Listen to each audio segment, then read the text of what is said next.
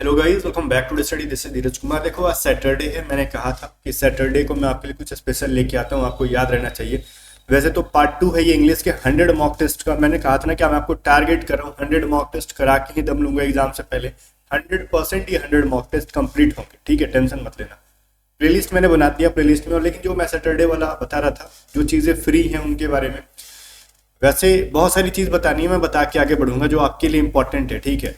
आपको फायदा होगा, कहीं से बुक वुक नहीं खरीदना पड़ेगा, फ्री की चीज़ें मिल रही हैं, फायदा करो।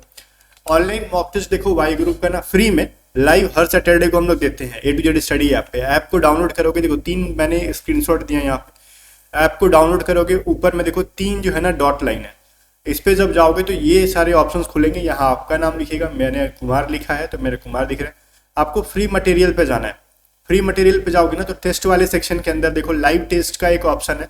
इसके अंदर आपको मिल जाएगा एक वाई ग्रुप का लाइव टेस्ट, जो कि सैटरडे सुबह 11 बजे से हर सैटरडे को मिलेगा। आपको एक लाइव टेस्ट फ्री मिलेगा वाई ग्रुप के लिए, ठीक है। तो हर सैटरडे सुबह 11 बजे से लेके संडे के सुबह 11 बजे तक आपको लाइव टेस्ट मिलेगा, ठीक है। और संडे को मैं इसकी सॉल्यूशन यूट्यूब पे डाल दूंगा, ओके ना। तो इसके लिए रेडी रहो एंड जाओ, अटेम्प्ट करो। और जो फर्स्ट आएगा, टॉपर होगा, उसको हमारे किसी भी एक बैच पे 50% का डिस्काउंट मिलेगा। जो सेकंड आएगा उसको किसी भी एक बैच पे 30% का डिस्काउंट मिलेगा। और जो थर्ड आएगा उसको किसी भी एक बैच पे 25% का डिस्काउंट मिलेगा। आपको अगर आपको कोर्सेज लेने हैं तो, अदरवाइज नहीं भी लेने हैं तो कोई दिक्कत नहीं है भाई, जाके अटेम्प्ट करो, प्रैक्टिस हो रही है आपकी, ठीक है। अब मैं बताता हूँ, जो मैं आपको मॉक टेस्ट करा रहा हूँ उसकी PDF मैं रेगुलर बेसिस पे फ्री दे रहा हूँ। ये सारी जो मैंने टेस्ट बताई ये फ्री बताई थी मैंने, कोई पैसा वैसा आपसे नहीं ले रहा हूँ। ये फ्री की चीज़ें हैं। ऑनलाइन मॉक टेस्ट जो आप पैसे से खरीदोगे मैं आपको फ्री में दे रहा हूँ, ठीक है। पेड जो आएंगे वो आएंगे, लेकिन ये भी पेड से भी दमदार है, टेंशन मत लो। मेरी कोई भी कंटेंट बेकार नहीं रहती है। पार्ट 1 आपने देखा होगा, टेस्ट सीरीज जो मैंने किया इंग्लिश का, दमदार था। आगे देखो, इसकी PDF भी देखो, जब जाओगे 3 डॉट वाले पे इसमें फ्री मटेरियल होगा। और इसमें देखो टेस्ट वाले पे तो टेस्ट मिलेगा, लेकिन डॉक्यूमेंट वाले ऑप्शन पे जाओगे ना तो उसमें एयरफोर्स नाम का एक फोल्डर होगा, उसके अंदर इंग्लिश का फोल्डर होगा।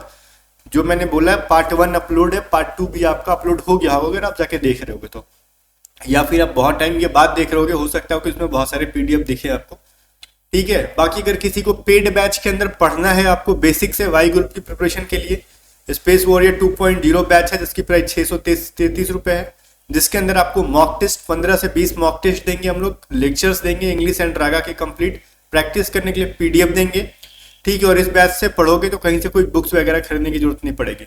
ज़्यादा जानकारी के लिए व्हाट्सअप करके भी आप पता कर सकते हो, या फिर A to Z study app का लिंक डिस्क्रिप्शन में। या फिर इंग्लिश की सिर्फ बैच लेना चाहता है कोई बच्चा, 267 रुपीज़ की है सिर्फ, इसमें इंग्लिश के बैचेज हैं, बहुत ही दमदार बैचेज है, बस ट्रस्ट करके पढ़ सकते हो। मैं ज़्यादा यहाँ पे टाइम वेस्ट नहीं करूँगा। देखो ये पैसेज पे आते हैं। पैसेज देखने में छोटा लग रहा है ना, ठीक है। आओ देखते हैं कितने लोग, 4 सवाल मैंने पैसेज से दिए हैं, 4 सवाल सही करके दिखाते हैं। पैसेज छोटा लग रहा होगा, सवाल उठता है सर इतना छोटा पैसेज एग्जाम में आएगा। पैसेज के देखो 2 टोन होते हैं, टोन नहीं, मैं पैसेज के 2 स्टाइल होते हैं कह सकते हो। एक मिनी पैसेज, एक लॉन्ग पैसेज। लॉन्ग पैसेज जो होता है ना वो थोड़ा सा टाइम लेता है, लेकिन बड़ा उसके क्वेश्चन सिंपल सिंपल होते हैं। ये चीज ध्यान देना, जितना कोई पैसेज लॉन्ग उतने क्वेश्चंस करने में आसानी, जितनी पैसेज मिनी बहुत ही क्रिप्टिक तरीके से, जैसे बहुत ही ना जटिल तरीके का पैसेज हो जाता है। वो हो सकता है उसकी लैंग्वेज छोटी सी में ही डिफिकल्ट कर दी जाए, या फिर उसके पूछे जो सवाल पूछे गए हैं उससे वो थोड़े से डिफिकल्ट किए गए हों। आओ देखते हैं ये क्या कह रहा है। The advent of digital technology has revolutionise, ठीक है, कम्युनिकेशन। अब ये क्या है, एडवेंट का मतलब क्या है, नोट डाउन कर लो, लिखते जाओ, नोट्स बनाओ। इन 100 PDFs का ना, 100 टेस्ट का ना आप नोट्स बनाओ। मैं बोल रहा हूँ एग्जाम में देखना 20 में 20 लाओगे आप, ठीक है। आप नोट्स बनाओ एंड रिवीजन करो। अब देखो ये क्या है, नोट्स ऐसे मत, पैसेज मत लिखने लगना, जो टेस्ट 2 करके ना आप ऐसे लिखना, टेस्ट 2 पैसेज, उसका वर्ड लिखो, पैसेज टाइटल दे दो और उसका वर्ड लिख दो एडवेंट। PDF तो मैं फ्री दे ही दे रहा हूँ, PDF प्रिंट करा लो, PDF से रिवीजन करना, 2 नंबर पे लिख लेना ये वर्ड, उसकी हिंदी लिखते जाना, ठीक है। एडवेंट का मतलब होता है आगमन होना। एडवेंट का मतलब क्या होता है, आगमन होना, ठीक है। अब किस चीज की आगमन भाई, the advent of digital technology, जो डिजिटल टेक्नोलॉजी है उसके आगमन है, उसका आगमन जो है उसने क्या कर दिया भाई, हैज रिवोल्यूशनाइज्ड कम्युनिकेशन। उसने ना कम्युनिकेशन को एकदम से बदल के रख दिया है, रिवॉल्यूशन ला दिया है, क्रांति ला दी है उसके अंदर, ठीक है भाई। चलो संचार के अंदर, making it faster, cheaper and more accessible. इसने क्या कर दिया, इसको बहुत ही फास्ट कर दिया। चीपर मतलब क्या होता है, सस्ता कर दिया। मोर एक्सेसिबल, बहुत आसानी से और बहुत ज्यादा पहुंचने लायक बना दिया इसको, ठीक है। फिर कह रहा है while this has brought about numerous benefits such as connecting people across the globe. इसके अलावा जबकि इसने क्या किया भाई, इसने बहुत सारे न्यूमरस बेनिफिट्स मतलब बहुत सारे बेनिफिट्स को लेके आया ये अपने साथ में, जैसे कि connecting people across the globe, जैसे पूरी दुनिया के लोगों को कनेक्ट कर देता है। It has also given rise to challenges. अब ये सिर्फ फायदा ही नहीं, इसने और क्या किया, इसने इसके अलावा क्या किया है, इसने ना चैलेंजेस को भी खड़ा कर दिया सामने लाके। कैसा चैलेंज भाई, including miss information and privacy concerns. इसने गलत इंफॉर्मेशन को भी लाके खड़ा कर दिया, ठीक है, एक्सेसिबल बनाया, चीपर बनाया, बहुत सारी चीजों को किया, लेकिन साथ साथ में क्या कंसर्न, प्राइवेसी को लेके कंसर्न कर दिया, मतलब गोपनीयता को लेके। आजकल गलती से भी कोई चीज थोड़ी सी मिस्टेक होती है तो प्राइवेसी लीक हो जाता है, मिस इन्फॉर्मेशन आपको फैल जाते हैं बहुत तेजी से। तो ये सारे चैलेंजेस भी लेके आया अपने साथ में, ठीक है, फायदा के साथ नुकसान भी। द ओवर रिलायंस, रिलायंस का मतलब जियो कंपनी नहीं, रिलायंस का मतलब होता है किसी पे निर्भरता, ठीक है, रिलायंस। तो ओवर रिलायंस का मतलब क्या हो गया, बहुत ज्यादा निर्भरता on digital platforms has raised question about the security of personal data and authenticity of online content। अब authenticity मतलब वास्तविकता, ठीक है, उसकी सच्चाई, मतलब सच में वो चीज है कि नहीं है, जेन्युइन है कि नहीं है, ठीक है। ऑथेंटिसिटी का मतलब ये होता है। अब कह रहे हैं बहुत ज्यादा जो डिपेंडेंट है, जो उस पर बहुत ज्यादा निर्भरता है ऑनलाइन प्लेटफॉर्म पे, इसने कैसा सवाल खड़ा कर दिया भाई, सिक्योरिटी को लेकर। कैसा सिक्योरिटी भाई, पर्सनल डेटा का सिक्योरिटी एंड ऑनलाइन जो कंटेंट अवेलेबल है क्या वो सच में जेन्युइन है, ऑथेंटिक है, प्रमाणित है कि नहीं है, इस चीज को भी लेके सवाल खड़ा करता है बहुत ज्यादा डिपेंडेंट हो जाओगे तो, ठीक है। तो पैसेज कैसा था, ये अच्छा था, छोटा सा था। सवाल आ जाओ, what is the primary theme of the passage. इस जो पैसेज का प्राइमरी थीम क्या है, the advantage of digital communication. बोलोगे हाँ सर हो सकता है, क्या सिर्फ एडवांटेजेस के बारे में बात की गई है पैसेज के अंदर, उसकी कंसर्न्स के बारे में बात नहीं की गई है, डिसएडवांटेजेस के बारे में नहीं बात की गई। बोलोगे की गई है, तो फिर ए ऑप्शन कह देना गलत है, क्योंकि सिर्फ एडवांटेजेस नहीं डिसएडवांटेजेस के बारे में भी बात की गई है। ओके, तो ये तो हमारा गलत हो गया। चैलेंजेस ऑफ ऑनलाइन प्राइवेसी, क्या ऑनलाइन प्राइवेसी को लेकर चैलेंज के बारे में ही सिर्फ बात की गई है। बी अगर आंसर करेंगे ना तो कह रहा ना कि खाली पैसेज को ना गंदा गंदा बोल दो, डिजिटल टेक्नोलॉजी को कह दो कि खाली उल्टा सीधा काम हुआ है डिजिटल टेक्नोलॉजी से। तो क्या सिर्फ चैलेंजेस लेके आया है ऑनलाइन प्राइवेसी का डिजिटल टेक्नोलॉजी जो है, नहीं ना, अच्छी चीजों को भी लेके आया है, तो बी भी आंसर नहीं कह सकते। The impact of digital technology on communication, क्या इसने डिजिटल टेक्नोलॉजी ने कम्युनिकेशन के ऊपर इम्पैक्ट डाला है। इम्पैक्ट डालना का मतलब क्या होता है, अच्छा बुरा दोनों, एडवांटेजेस एंड डिसएडवांटेजेस बोथ, ठीक है। तो सी आंसर सही हो सकता है, बट डी का भी हिंदी देख लो, फ्यूचर ऑफ ऑनलाइन प्लेटफॉर्म। क्या इसने फ्यूचर के बारे में कुछ बात किया, नहीं, तो प्रेजेंट के बारे में बात कर रहा है, पूरा शुरू से लेकर अंत तक प्रेजेंट के बारे में बात कर रहा है। फ्यूचर में क्या होगा ऐसा कुछ बात ही नहीं है, अभी क्या क्या हो रहा है उसके बारे में बात हो रहा है, तो डी भी आंसर नहीं होगा, करेक्ट आंसर सी है हमारा। आगे देख लो, क्वेश्चन सेकंड क्या कह रहा है, according to the passage one major challenge of digital technology is what. Passage के अनुसार सबसे बड़ा, मेजर का मतलब बड़ा चैलेंज क्या है डिजिटल टेक्नोलॉजी का, कॉस्टली कम्युनिकेशन। भाई यहाँ पे तो चिपर कम्युनिकेशन के बारे में बात किया गया है। लैक ऑफ ग्लोबल कनेक्टिविटी, क्या लैक का मतलब कमी, क्या ग्लोबल कनेक्टिविटी का दुनिया के लोगों को जोड़ने का कमी है। भैया यहाँ पे साफ कहा गया है कि देखो यहाँ पे न्यूमरस बेनिफिट्स हैं such as connecting people across the globe. पहला ही बेनिफिट गिना दिया कि दुनिया में सबसे पहले लोगों को जोड़ रहा है, तो कमी कहाँ से आ गया, बी भी गलत हो जाएगा। मिस इन्फॉर्मेशन, क्या ये मिस इन्फॉर्मेशन फैलाते हैं, ऐसा तो है, सही है। बात कहा गया है कि देखो ये जो है ना मिस इन्फॉर्मेशन फैलाता है, देखो यहाँ पे इसके जो चैलेंजेस हैं including miss information and privacy concerns, तो मिस इन्फॉर्मेशन एक प्रकार का चैलेंज है मेजर चैलेंजेस में से, सी हो सकता है। आगे देखो, क्या स्लो स्पीड है, ऐसा कहीं नहीं है, फास्टर कहा गया, मेकिंग इट फास्टर, ये फास्ट चल रहा है, तो ए बी डी गलत हो जाएगा, करेक्ट क्या हो जाएगा, सी। तो पैसेज को ऐसे बनाओ, the tone of the passage can be described as, ये सवाल थोड़ा सा अटपटा है कि पैसेज का टोन बताओ क्या है। आपसे थीम नहीं पूछा, टाइटल नहीं पूछा, टोन पूछा। बोला सर इससे अच्छा टोन तो हमारे फोन का है, रिंग टोन। तो मैं बोल रहा हूँ बहुत सही बात है, मैं यहाँ पे आपसे ये कह रहा हूँ ना कि टोन का मतलब है ना कि पैसेज कैसा है, क्या किसी की बुराई की जा रही है क्या, या फिर आपके अंदर मतलब पॉजिटिविटी खाली भर दिया गया, या फिर नेगेटिविटी भर दिया गया, या फिर इसके अंदर किसी चीजों को एनालाइज किया जा रहा है, मतलब इसके अच्छाई बुराई के बारे में। तो पेसिमिस्ट का मतलब क्या होता है, सिर्फ इसको निराश कर दे रहा है किसी इंसान को, ऐसा तो नहीं किया गया है, उसकी अच्छाई भी बताई गई, बुराई भी की गई है। ऑप्टिमिस्ट का मतलब खाली उसको मतलब वो कर दिया गया कि ये मस्त है, ये चीज मस्त है, मत ले लो ले लो ले लो, बहुत बढ़िया है, ऐसा तो कुछ नहीं कहा आपको कि खाली बढ़िया बढ़िया चीज है, ये भी गलत हो जाएगा। क्रिटिकल, क्या सिर्फ शिकायत की गई है किसी चीज की, नहीं ना, तारीफ भी की गई है। तो इसका क्या हो जाएगा, एनालिटिकल, मतलब इसको एनालाइज किया हमने, सही गलत दोनों चीजों को। करेक्ट आंसर क्या हो जाएगा, बी। आगे बढ़ते हैं। फोर्थ नंबर कह रहे हैं which of the following is implied in the passage. Passage के अंदर क्या आता है, ये चीज बताओ पढ़ के, क्या पैसेज के अंदर दिया हुआ है। Digital technology only bring challenges, क्या डिजिटल टेक्नोलॉजी सिर्फ चैलेंजेस को लेके आता है, गलत, खाली चैलेंजेस थोड़ी लेके आया है, कुछ अच्छी चीजों को भी लेके आया, कुछ बुरी चीजों को भी। Miss information is a minor issue in digital platform, क्या मिस इन्फॉर्मेशन जो है, गलत न्यूज को फैलाना, गलत चीजों को फैलाना, क्या एक छोटा सा इशू है, नहीं, बोला गया कि this is a major issue, ठीक है। तो ये तो गलत हो जाएगा, माइनर इशू कह रहा है, छोटा ही, ऑप्शन गलत है।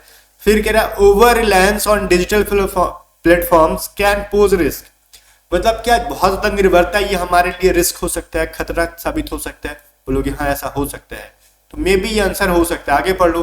Privacy concerns are overstated, overstated का मतलब आपको सबसे पहले पता होना चाहिए कि प्राइवेसी कंसर्न्स को बहुत ज्यादा यहाँ पे बढ़ा चढ़ा के दिखा गया है पैसेज के अंदर, वैसा कुछ नहीं है, जो चीजें थी उनको बताया गया है, कुछ भी चीजों को बढ़ा चढ़ा के नहीं कहा गया है।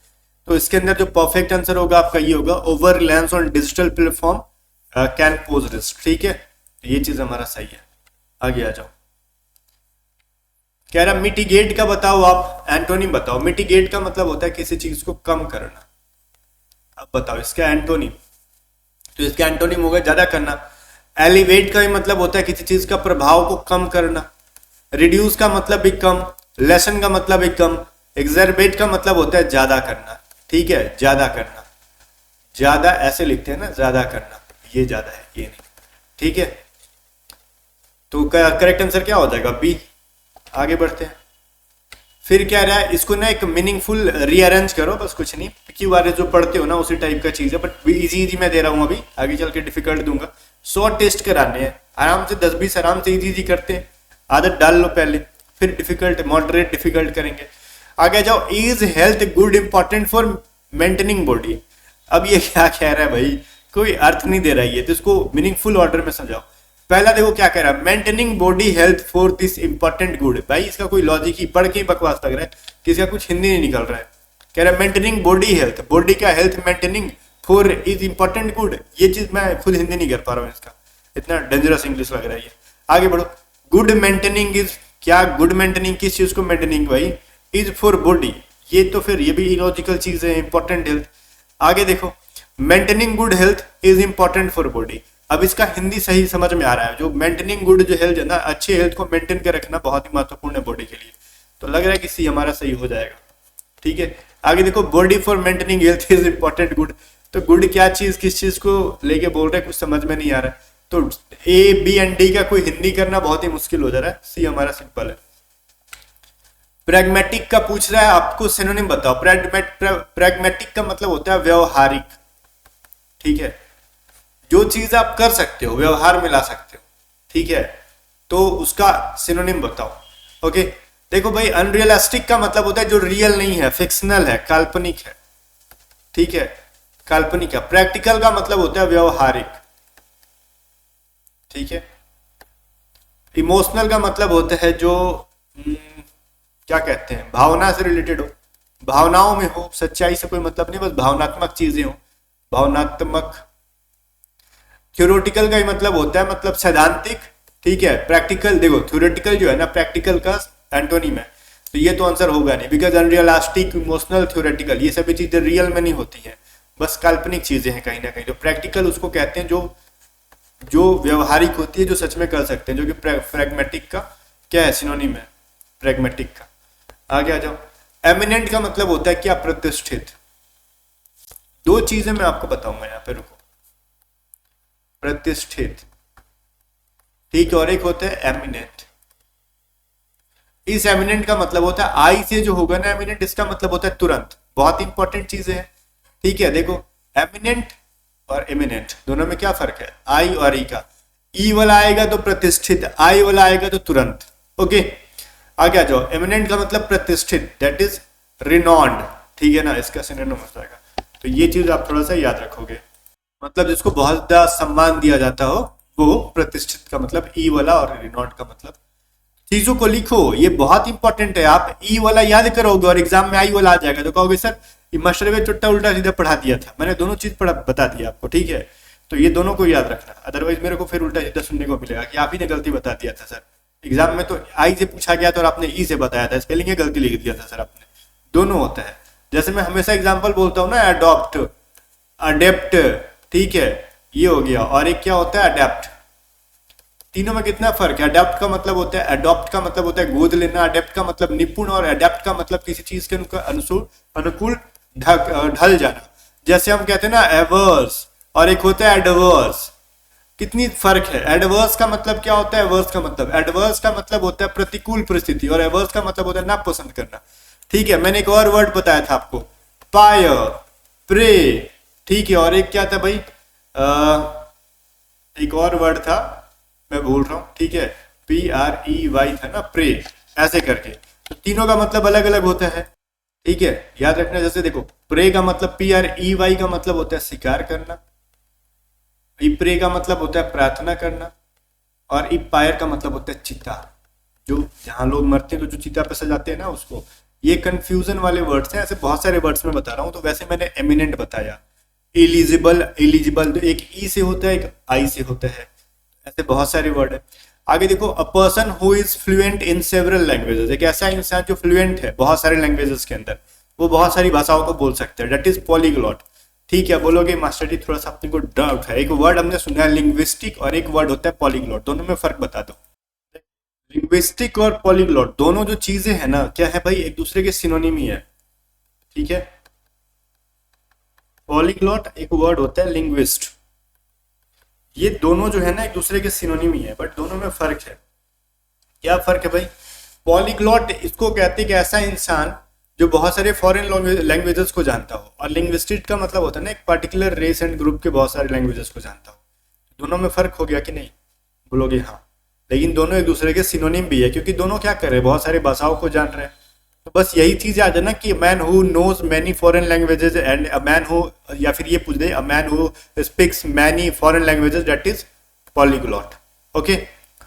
अगर पॉलीग्लॉट और लिंग्विस्टिक दोनों ऑप्शन में है तो सवाल को अच्छे से पढ़ना, क्या दे रखा है सवाल में। आगे जो she not only wings, she not only, sorry wings मैं पढ़ रहा हूँ, सिंग्स यहाँ पे लिखा है, कभी कभार आंख में आलू आ जाता है। She not only sings beautifully but also she dances gracefully, ठीक है। इन दोनों में क्या एरर है बताओ इस सेंटेंस के अंदर। भाई नॉट ओनली कहाँ पे है, नॉट ओनली के साथ बट ऑल्सो लगता है, बोलोगे मास्टर सही है, एकदम मास्टर जी सही है, इसके अंदर कुछ गलती ही नहीं है। मैं बोलूँगी है, नॉट ओनली बट ऑल्सो के बाद क्या होता है। अब ये किस चीज को जोड़ रहा है कंजक्शन में, ध्यान देखो। She not only sings beautifully but also she dances gracefully, मतलब एक ही इंसान के दो चीजों के बारे में बता रहे हैं कि ये अच्छा गाती भी है, अच्छा नाचती भी है। अब जब एक ही इंसान की दो बार बात की जा रही है तो दोनों के बारे में सी भर भर के एकदम कचड़ा क्यों फैलाना है। जब एक बार सी लिखिए दिए तो बार बार सी क्यों, तो बट ऑल्सो सी को ना हटाओ, सी को हटा दो, ठीक है। तो मैंने यहाँ पे लिख दिया, पीडीएफ में ऐसे लिखा होगा बट ऑल्सो सी की जगह बट ऑल्सो करो, ठीक है। सी को बार बार रिपीट करने की जरूरत नहीं है आपको। 11 नंबर क्वेश्चन देखो, each of the boys were given a chance to participate in the debate competition. इसके अंदर एरर बताओ। भाई मैं बताता हूँ, अब वीडियो को रोक के कोशिश कर लो। ईच ऑफ द के बाद क्या लगता है, देखो हमेशा याद रखना, ईच ऑफ द, इसके बाद ना प्लूरल नाउन लाते हैं, ठीक है। लेकिन गाइस इसके बाद जो वर्ब होगा वो कैसा होगा, वो सिंगुलर वर्ब होगा, ठीक है। तो हमारा ईच ऑफ द के बाद बॉयज जो है ठीक है, लेकिन ये जो वर है ना इसके बाद वह जाएगा, ठीक है।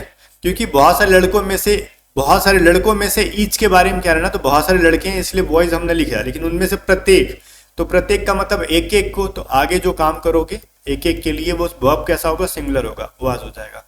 तो वर गिवन को यहाँ पे क्या करोगे, बी में वाज गिवन कर दोगे। क्लियर है भाई, हमने नीचे लिखा वर गिवन को हमने वाज गिवन कर दिया। आगे देखो, choose the correctly spelled word, इसके अंदर करेक्ट स्पेलिंग क्या है। अब देखो इसका मैं बता दूंगा, आप बी आंसर तो बिल्कुल नहीं करोगे अगर आपने इंग्लिश टेस्ट 1 को देखा होगा, तो उसके अंदर मैंने एकोमोडेट का स्पेलिंग सिखाया था। क्या सिखाया था भाई? इसके अंदर डबल सी होता है एंड डबल एम होता है एकोमोडेट के अंदर। ये चीज हो गया ना, जहाँ पे हम लोग क्या करते हैं, आश्रय लेते हैं, निवास करते हैं, ठीक है, एकोमोडेट हो जाएगा ये। अब रिसीव का क्या है भाई, आई बाद में होता है, सी के बाद देखो आई बाद में होता है, पहले ई होता है, ये याद रखना है। ज्यादातर रिसीव के अंदर यही स्पेलिंग एरर करते हैं, आई और ई को बदल देते हैं, ठीक है। प्रिविलेज हमारा बिल्कुल भी सही है, सप्रेस हमारा गलत है, एस यू डबल पी होता है, ठीक है, सॉरी। आगे देखो, प्रिविलेज हमारा सही है, that is the correct answer, C. Correct पूछा था आपसे, इनकरेक्ट नहीं पूछा था, करेक्टली स्पेल्ड पूछा था।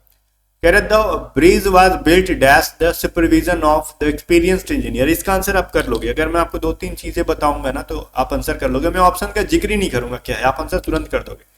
आपको सुपरविजन का मतलब नहीं पता, आप इसीलिए डाउट में। सुपरविजन का मतलब होता है देख रेख में। हम जब भी बोलते हैं ना कि मेरे, जब कंपनी में काम करते हैं ना, तो क्या कहे, मान लो कोई मेरे वो है, क्या बोलते हैं, मैनेजर है, कहते हैं ना कि मैनेजर के ना देख रेख में बहुत सारे लोग काम करते हैं, तो उसको इंग्लिश में कैसे बोलोगे कि मैनेजर के ओवर बहुत सारे काम करते हैं, मैनेजर के अंडर बहुत सारे काम करते हैं, मैनेजर के एबव बहुत सारे काम करते हैं, मैनेजर के थ्रू काम करते हैं। बताओ, ऑब्वियस चीज है भाई। ये कह रहा है the bridge was built dash the supervision of N experienced engineer. ये जो ब्रिज है वो किसके देख रेख में बना है, तो एक एक्सपीरियंस मतलब बहुत ही तजुर्बे वाले इंजीनियर के देख रेख में बना है। तो अंडर द सुपरविजन ना भैया, सिंपल से है, किसी के अंडर में लोग काम कर रहे हैं, किसी के अंडर में कोई काम होता है, सिंपल है। तो लिख लो सुपरविजन का हिंदी, देख रेख में, अभी याद हो जाएगा। अंडर द सुपरविजन होता है, याद रखना। The professor explained the concept with dash clarity. देखो विथ अ क्लियरिटी होता है, मैं पहले क्लियर कर दूं, ठीक है, विथ अ क्लियरिटी। ये चीज आप कंप्लीट याद रखना, फ्रेज टाइप का है, विथ अ क्लियरिटी। आगे आ जाओ, अगर इसके अंदर डाउट है तो डाउट हटा लो। एन तो आएगा नहीं सी देख के, तो द में और नो आर्टिकल में कंफ्यूज हो गए, और ए में, ठीक है। आगे आ जाओ, ही dash complete his assignment before the deadline. अब उसको क्या करना, अपने असाइनमेंट ना डेडलाइन से पहले कंप्लीट करना है।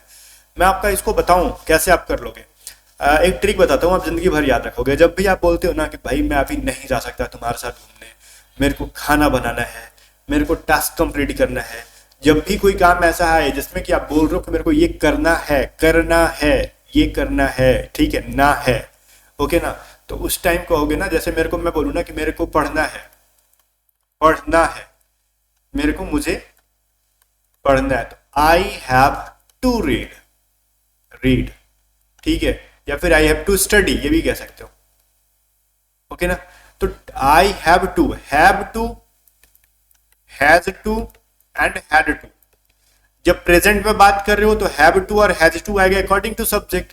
आई, वी, दे के साथ, या कोई प्लूरल सब्जेक्ट हो उसके साथ है, ठीक है, हैव टू। और कोई सिंगुलर है लाइक ही, सी, इट, या फिर कोई सिंगुलर नाम, उसके साथ हैज टू का यूज करोगे। और पास्ट की चीजों में बात कर रहे हो तो सबके साथ हैड टू। जिसे मुझे करना था, आई हैड टू कंप्लीट, मतलब मेरे को कंप्लीट करना था। और ध्यान देना, टू के साथ वर्ब का फर्स्ट फॉर्म आएगा। आप स्पोकन में भी यूज कर सकते हो, जब भी बोलते हो ना कि मेरे को, आपको कोई कहना कि चलो घूम के आते हैं, तो आप कहोगे कि मेरे को ना पढ़ना है, तो आप कह देना उसको इंग्लिश में, I have to study, you can go alone, ठीक है, ओके। चलो आई क्लियर हो गया। अब यहाँ पे कह रहा है ही के साथ क्या आ जाएगा भाई, उसको असाइनमेंट कंप्लीट करना है डेडलाइन से पहले, तो he has to complete this his assignment. याद हो गया ना, अब आपको याद रहेगा जिंदगी भर। देखना, पढ़ाई को बोरिंग नहीं बनाओ, प्यार प्यार से पढ़ो। द सेफ जो है ना, वो सेफ जो है, कुक द डिलीशियस मील, इसको पैसिव में बनाओ। जो सेफ है वो कुक कर रहा है डिलीशियस मील को, मतलब मील का मतलब का आटा चक्की वाला मील नहीं, ये है खाना, ठीक है। डिलीशियस का मतलब स्वादिष्ट, ठीक है।